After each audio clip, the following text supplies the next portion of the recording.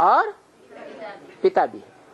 वो निराकार जब आया तो साकार समझ करके आया या निराकार समझ करके आया? किसका आधार लिया? रथ का आधार लिया या निराकार आत्मा का आधार लिया? रथ का आधार लिया। उस रथ का नाम दिया क्या? नहीं, परम ब्रह्म तो नाम दिया, लेकिन जब आया और ब्राह्मणों की नई सृष्टि रची परम ब्रह्म के द्वारा, तो साथ ही साथ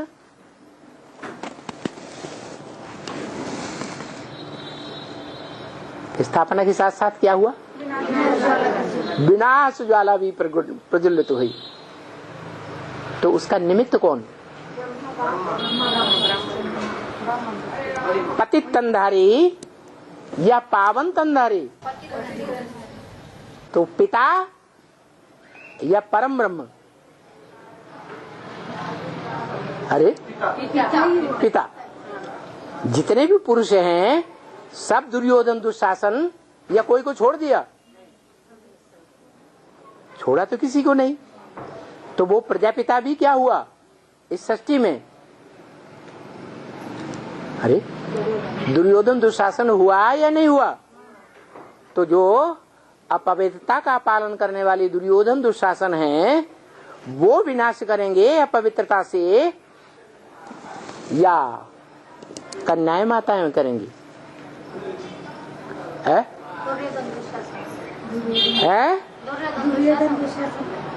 दुर्योधन दुशासन मुखिया है ना, और माताएं कन्याएं सहयोगी। अरे रौद्र रूप कौन धारण करेगा?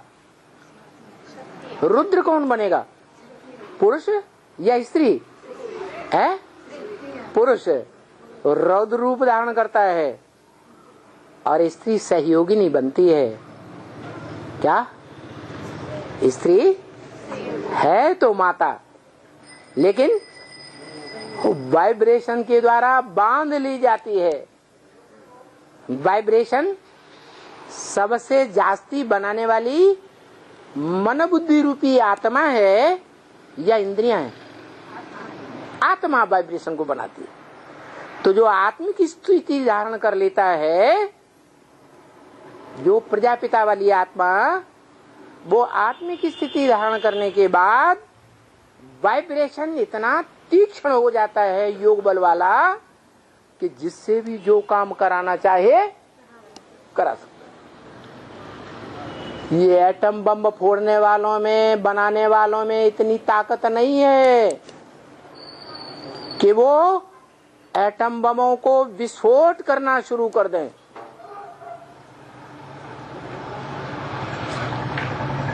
भले 1945 में उन्होंने विस्फोट किए थे, जानकार नहीं थे कि इनमें कितनी भयानक शक्ति है। जब विस्फोट किया तो पता चला, अरे बाप रे। आज भी सैकड़ों की तादाद में हॉस्पिटल्स में करा ही रहे हैं उस समय के मरीज, हाय हाय कर रहे हैं। तो कोई हिम्मत करता है? कोई हिम्मत नहीं करता। फिर कैसे विनाश होगा? हाँ, ये जो आत्माएं अपने शरीर का भान छोड़ देंगी, शरीर से बाहर निकल जाएंगी, ऐसे अनुभव करेंगी कि ये शरीर अलग पड़ा है और मैं आत्मा अलग। वो आत्मा जैसे सूक्ष्म शरीरधारी भूत प्रेत प्रवेश करते हैं, ऐसे वो आत्माएं प्रवेश करेंगी उन वैज्ञानिकों में, और उन एटॉमिक एनर्जी को उन्हीं के द्वारा फुड़वा देंगे। कभी का गायन है? कभी का गायन है, रामी रावण बनता है। कभी का गायन होगा ये। रावण माने क्या? तो वो सबका बाप है या किसी 2, 4, 8, 10, 20, 50, 200, 250 करोड़ का बाप है? तो जब सभी का बाप है तो वो सारी दुनिया को रुलाने का टाइम आएगा तब की यादगार है या अभी की यादगार है? हाँ, वो रुलाने वालों का भी बाप है। रावण का भी बाप कौन? माया रूपी रावण का बाप कौन? माया तो बेटी है। अरे माया रूपी रावण का बाप कोई है या नहीं है? बस अंत समय की बात है या अभी की बात है? अंत समय वो धर्म पिताएं भी माथा टिकाएंगे, वो भी झुक कर जाएंगे, बाप मानेंगे कि मनुष्य सृष्टि का यही बाप है। इसी बाप से हमको कम से कम एक जन्म की जीवन मुक्ति मिलेगी। वो धर्म पिताएं भी मानेंगे। तो सारी सृष्टि का वो बाप है। इसलिए बोला है ब्रह्म वाक्य, दुनिया की ऐसी कोई बात नहीं जो तेरे पर लागू न होती हो। तेरे माने कौन? एक की तरफ इशारा किया, तेरे पर लागू होती है ये बात कि दुनिया की कोई ऐसी चीज नहीं है जो तेरे अंदर बीज में न समाई हुई हो। बीज में सारा वृक्ष समाया हुआ होता है। तो सारी सृष्टि रूपी वृक्ष में जो कुछ भी है, जो कोई भी पार्टधारी हैं, वो सभी पार्टधारी का पार्ट किस में समाया हुआ है? वो एक बीज में समाया हुआ है। इसलिए शास्त्रकारों ने लिख दिया है कि मनुष्य आत्मा 84 लाख योनियों में भ्रमण करती है। अरे कौन सी मनुष्य आत्मा 84 लाख योनियों में भ्रमण करती है? 84 लाख योनियों के स्वभाव संस्कार उसमें है मौजूद।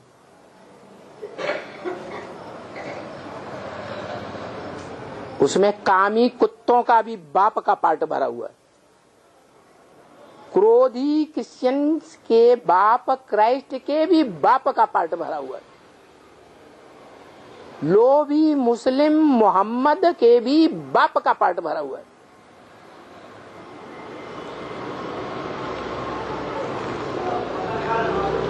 जो गले में जकड़ा हुआ दिखाया जाता है वासुकी नाग, उसका भी बाप कोई है या नहीं है? उसका भी वो बाप है। इसलिए गीता में कहा है क्या? वृक्षों में मैं ये वृक्ष हूँ, नदियों में मैं ये ऊंची गंगा हूँ, पहाड़ों में मैं ये ऊंचा पहाड़ हूँ।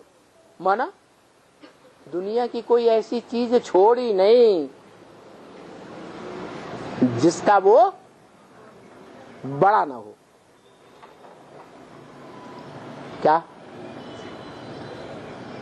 गीता में साबित होता है कि नहीं कि दुनिया का सबसे बड़ा मुंह मियां मिट्ठू कौन?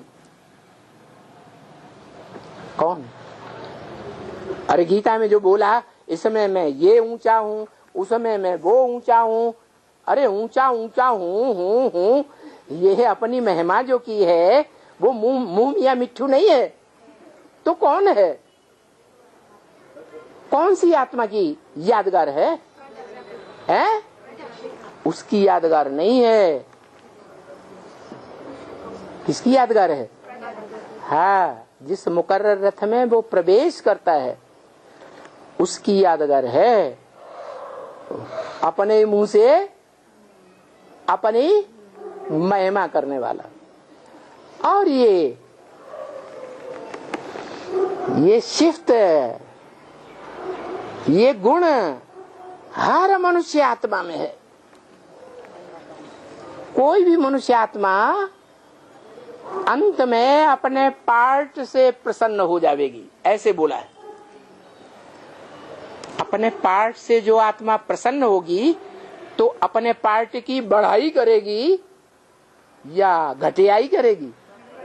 है, बढ़ाई करेगी। तो ये बात बताइए। बाबा किसी से भी बात करते हैं, अभी किसी से भी बात करते हैं दुनिया वालों से, तो उससे फील होता है ना हमें बाप मिला हुआ है, तो उसे अहंकार नहीं कहेंगे। तो मिला हुआ नहीं है, मिला हुआ है, लेकिन बाबा ने तो बोला तो स्वाभिमान है कि अहंकार है? विकार है ना। इसे स्वाभिमान कहेंगे कि अहंकार? अहंग कहते हैं देह अहंकार को, अहंकार नहीं कहेंगे। अरे स्वाभिमान है। स्वाभिमान है। स्व माने अपना। आत्मा का अपना कौन? आत्मा का बाप। आत्मा का अपना आत्मा का बाप ही है, वो स्वाभिमान है। बच्चे के लिए अपने बाप की महिमा करना ये अहंकार है या स्वाभिमान है? है? स्वाभिमान है। अपने कुल का अभिमान है, अपने बाप का अभिमान है। क्या? शिवाजी उस दरबार में गए जिस दरबार में शिवाजी का बाप नौकरी कर रहा था, तो उस दरबार के राजा ने शिवाजी से कहा कोर्निश करो। सभी ने दबाव दिया, कोर्निश करो। तो राजा ने कहा ये कोर्निश करना जानता ही नहीं, इसके बाप ने इसको सिखाया ही नहीं। तो शिवाजी ने क्या किया था, फट से जाकर के बोला मैं अच्छी तरह से कोर्निश करना जानता हूं, और अपने बाप के सामने झुक गया। इसे क्या कहेंगे? स्वाभिमान कहेंगे कि देह अहंकार कहेंगे? ये स्वाभिमान है। तो बताया कि जिन बच्चों का अपना पार्ट खुलेगा, जब वो समय आएगा, और जिसका जिसका समय आएगा, उनको इतनी खुशी आएगी। क्या? अपने पार्ट। हाँ, अपने पार्ट के ऊपर, कि मेरे से बढ़िया पार्ट विश्व पिता का भी नहीं है। क्यों हंस रहे भाई? लक्ष्मी को पता चलेगा कि मेरे से बढ़िया पार्ट लक्ष्मीपति का भी नहीं है। क्यों? घड़ी घड़ी युद्धों में जाकर के युद्ध करो, और ये दुनिया भर के घाव खा के आ जाओ, मुंह लटका के।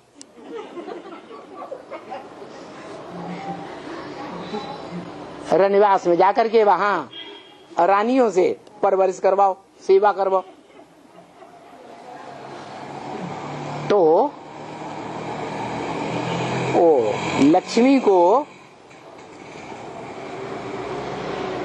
स्वाभिमान आएगा कि नहीं आएगा? है? उसे देह अहंकार कहेंगे? देह अहंकार नहीं कहेंगे। क्यों? क्योंकि वो जानती है कि देह से और देह की इंद्रियों से इस दुनिया में जितना जास्ती मैं सुख ग्रहण करूंगी, उतना इस दुनिया में कोई भी ग्रहण ही नहीं कर सकता। ऐसे ही नंबरवार सभी आत्माओं का होगा। क्या? जो दास दासी बनने वाले होंगे वो तो कहेंगे बस हमें नहीं ऐसा भगवान बनना, हमको नहीं ऐसा राजा बनना, हमको नहीं ऐसा धर्मपिता बनना कि जन्म जन्मांतर युद्ध करते रहो, चैन की नींद नहीं सो सकते। उनको स्वाभिमान कहेंगे या देह अहंकार कहेंगे? है? स्वाभिमान कहेंगे। तो देखो अभी वो समय नहीं आया है, ऐसे स्वाभिमान में मस्त रहने का, जो इतनी खुशी आ जाए। इसलिए जबकि हम कहते हैं कि अपने इस नाम से न्यारा बनो, क्या ये नाम एक जन्म के लिए अल्पकाल का है या सदाकाल का है? अल्पकाल का है। कितना नाम का वो होता है गुमान। क्या किसी को नाम लेकर के गाली दे दो, उसके बाप को गाली दे दो या उसी को गाली दे दो, तो क्या रिजल्ट आता है? क्या रिजल्ट आता है? खुश होता है या दुखी हो जाता है या क्रोध आ जाता है? या तो क्रोध आएगा या तो दुखी हो जाएगा। तो ये अल्पकाल का दुख है। नाम मान शान ये अल्पकाल की चीज है। अरे हम तो सदा काल के लिए आत्मा हैं। ये देह का नाम है। देह विनाशी तो ये नाम भी विनाशी है। अविनाशी नाम क्या है? अविनाशी नाम वो है जो भगवान बाप इस रंगमंच का डायरेक्टर इस सृष्टि पर आता है और उस समय हमारा नाम संसार में प्रत्यक्ष होता है। हम आत्मा प्रत्यक्षता रूपी जन्म लेते हैं कि हम आत्मा का ये पार्ट है। तब हमको पता चलता है कि ये शास्त्रों में हमारे नाम का अजर अमर डंका बजेगा। अल्पकाल की बात नहीं है। तो इस अल्पकाल के नाम से और अल्पकाल के रूप से क्या करना है? न्यारा हो जाना है। किस रूप में टिक जाना है? मैं आत्मा हूँ, ज्योति बिंदु आत्मा हूँ। मैं ज्योति बिंदु आत्मा अपने बाप की बहुत नजदीकी आत्मा हूँ। क्या क्या श्रेष्ठ संकल्प करें? मैं आत्मा अपने बाप की बहुत नजदीकी आत्मा हूँ।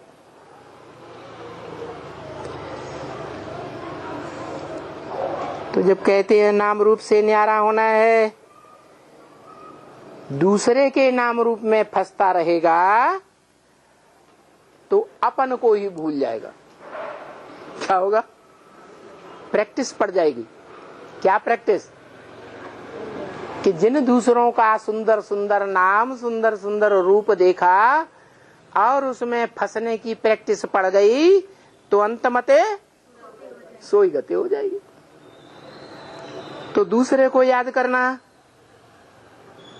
ऐसे दूसरों को याद करने वाले क्या कमाई करते होंगे? है? कौन सी कमाई है? अर्जुन क्या करता था? कमाई करता था, अर्जन करता था। कौन से धन का अर्जन करता था? ज्ञान धन का, गीता ज्ञान धन का अर्जन करता था। गीता ज्ञान धन के आधार पर वो जन्म जन्मांतर के सद्भाग्य का अर्जन करता था। तो वो कमाई जिसे अर्जुन ने अर्जन करके अर्जुन नामधारी बना और भगवान का रथ बन गया, ऊंचे से ऊंचे भगवंत का रथ बन गया, भाग्यशाली रथ। तो वो कमाई हमको करनी है। तो वो अर्जुन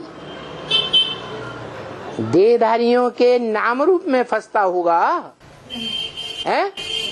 नहीं फंसता। अरे तभी तो बाबा बोलते हैं ना, ये नॉलेज तो बिल्कुल सिंपल है, ये ज्ञान बिल्कुल सहज है, बच्चों के भी बुद्धि में आ सकता है, बूढ़े भी समझ लेते हैं कि बाप कौन है, बुढ़ियों की बुद्धि में भी बैठ जाता है कि ज्ञान का तंत बाप कौन है। बूढ़ियां और बच्चे पहचानते कि नहीं बाप को, है? पहचानते। तो नॉलेज बिल्कुल सहज है, उसमें क्या रखा हुआ है? तो रखा किसमें है? हाँ, उस नॉलेज को प्रैक्टिकल में जो लाए, उस नॉलेज को प्रैक्टिकल रूप दे करके जो योग की शक्ति धारण करे, वो योग है, बहुत प्रसिद्ध है, भारत का प्राचीन राजयोग। उस सहज राजयोग में जादू है, जादू। क्या ऐसा जादू कब करने लायक बनेंगे? है? ऐसा जादू करने लायक कब बनेंगे? हैं? जब योग की शक्ति कैसे धारण करेंगे? हैं? राजयोग के द्वारा। क्या है राजयोग? हैं? हाँ, क्या राज भरा हुआ है? किसको याद करे? कौन है एक बाप? है? शिव बाबा को याद करें, बिना पहचाने, पहचान कर याद करें, जान कर याद करें, मान कर याद करें,